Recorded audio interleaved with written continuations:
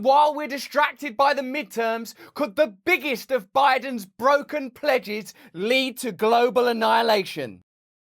Hello there, you 6 million awakening wonders. Thanks for joining me on this voyage towards truth and freedom. Remember, you can watch these videos first and in full on Rumble every day. Unexpurgated, uncensored, unedited. Plus, we have the best and most relevant guests on the planet telling the truth to you every day. See you there. Now, while I enjoy a festival of democracy as much as the next man, things on the news, polls, speeches, all that stuff, I'm also a little bit interested in global annihilation and whether or not either party, whether they retain or gain control of the House, will lead us into nuclear Armageddon seems to me to be a priority worth discussing. You'll all recall that Joe Biden confidently claimed, "We will not fight a war against Russia in Ukraine." It's not that long ago that he said that, particularly not in the scope of Joe Biden's endless Benjamin Button, but in the proper direction, life. Direct confrontation between NATO and Russia is World War III. Okay. Direct confrontation between NATO and Russia is World War III. Something we must strive to prevent. There it is, straight from Joe Biden's mouth, that tensions between NATO and Russia ultimately means World War III. I'm sure you'd agree that there are some tensions between NATO and Russia, aren't there? This is a sort of a war, isn't it, sir? I also want to be clear, though. He's always saying that he wants to be clear, and I want him to be clear, and he so seldom is. We'll defend every single inch of NATO territory. It's widely acknowledged that US and NATO officers are now fully involved in Ukraine's operational planning, aided by a broad range of US intelligence gathering and analysis to exploit Russia's military vulnerabilities, while Ukrainian forces are armed with US and NATO weapons and trained up to the standards of other NATO countries. Yeah, but other than training them up to our standards, helping them in the planning and arming them, we're completely neutral. Other than that, this is a sort of a war, isn't it, sir? On October the 5th, Nikolai Patrushev, the head of Russia's Security Council, recognised that Russia is now fighting NATO in Ukraine. Meanwhile, President Putin has reminded the world that Russia has nuclear weapons and is prepared to use them, when the very existence of the state is put under threat, as Russia's official nuclear weapons doctrine declared in June 2020. So Putin said that Russia will respond with nuclear capacity if the state is put under threat.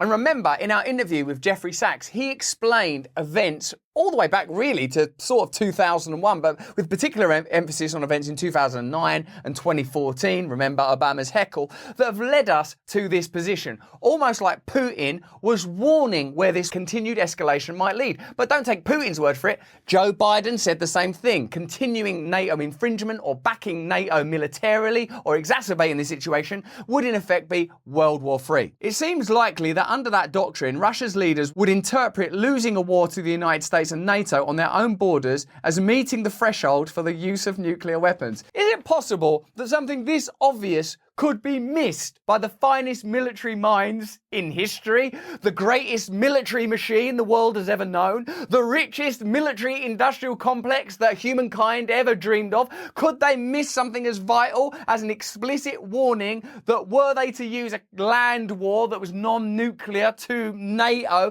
that they would consider and in fact enact a nuclear war? Could they have missed what seems to me to be a more important detail than Ron DeSantis and Fetterman doing better than expected, and it really not making that much difference, certainly compared to nuclear annihilation?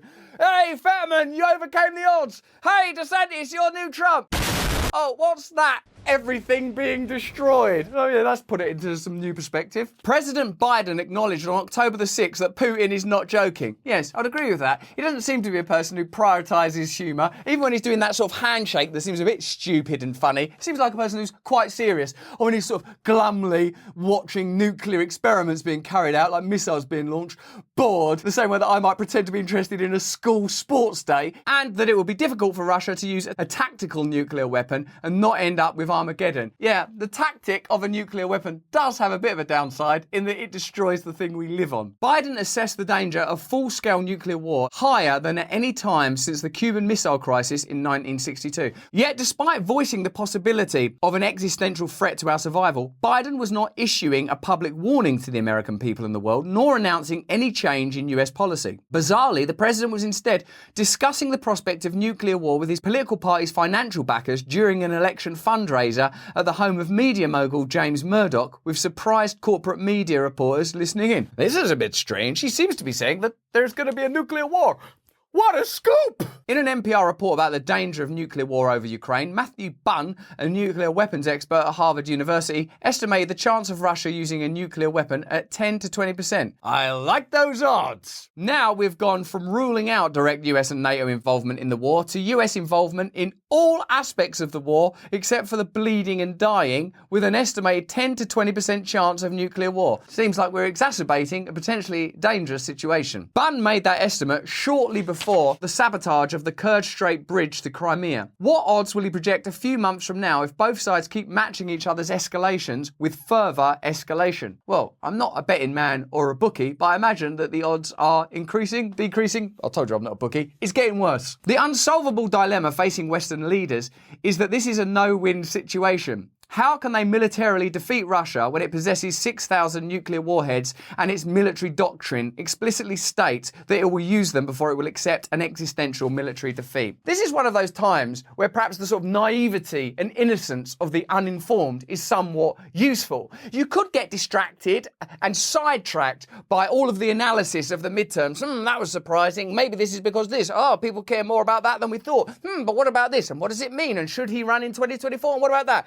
Also, though, haven't Russia got 6,000 nuclear warheads, and haven't they said that they will not accept a military defeat? Yeah, I know, but isn't it cool that Ron DeSantis, is he better than Trump or is he worse than Trump? And what about Fetterman? And Biden, should he run in 2024? Is it possible that Joe Biden thinks, I'm going to just die at the same time as everybody now? When it looked like I was racing towards the grave, off stage, likely to be there before most of you, it seems it's going to be a dead tie. And yet that is what the intensifying Western role in Ukraine now explicitly aims to achieve. This leaves US and NATO policy, and thus our very existence, hanging by a thin thread. The hope that Putin is bluffing, despite explicit warnings that he is not.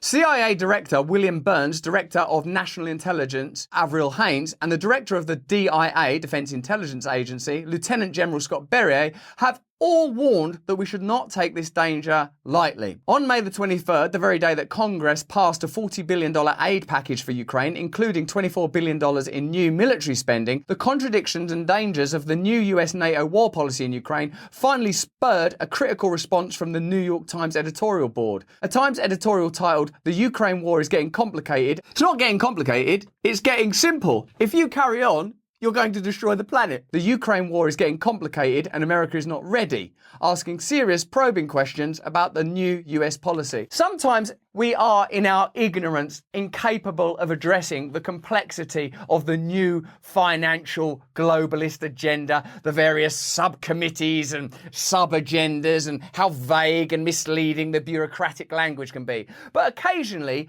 obvious things start to emerge, like, that is a global superpower with a nuclear capacity, and for like half a century, the Cold War was determined by our knowledge that they could destroy the planet, and they could destroy the planet. So should we come to some sort of truce? As Jeffrey Sachs explained in our conversation, that truce has been broken again and again and again. Not by Russia, spoiler alert, which is a phrase that I don't like using.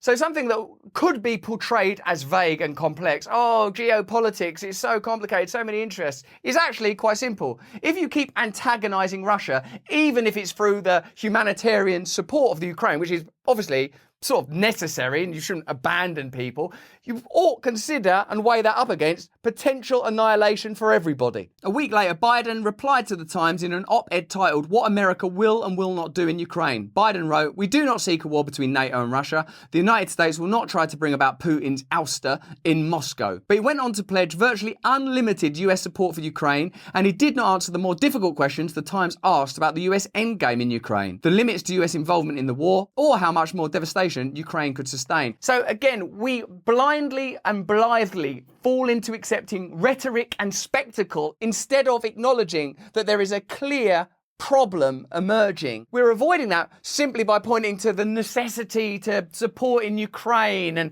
Putin is bad, and the midterms weren't as red as they might have been. I tell you what will soon be red. everything. As the war escalates and the danger of nuclear war increases, these questions remain unanswered. Calls for a speedy end to the war echoed around the UN General Assembly in New York in September, where 66 countries representing most of the world's population urgently called on all sides to restart peace talks. Peace talks which were apparently interrupted by Boris Johnson when he was on a sort of peace mission, peculiarly. The greatest danger we face is that their calls will be ignored and that the US military-industrial complex overpaid minions will keep finding ways to incrementally turn up the pressure on Russia, calling its bluff and ignoring its red lines, as they have since 1991 until they crossed the most critical red line of all. And that's all of our lives, is that red line, in case you think politics is complicated. So, while there's no doubt a thrill to be sought and found in following the midterms, the surprises, the chills, the spills, ought we not also focus on creating global peace? At the time of COP27, when we're talking about environmental disaster, climate change proven scientifically, the problems of COP27 being sponsored by some of the world's biggest polluters, we could consider also a more immediate and imminent threat. Escalating conflict between Ukraine and Russia, if it is, as many people now believe, essentially a proxy war between the US and Russia, in spite of Biden's pledges, could mean the end of the world for all of us. And I think that's a little bit more important than which colour those houses are. But that's just what I think. Let me know what you think in the chat. Let me know what you think in the comments. If you enjoyed this video, have a look at either of these. Sign up to our mailing list and watch us every day on Rumble in full for free. See you there. Stay free.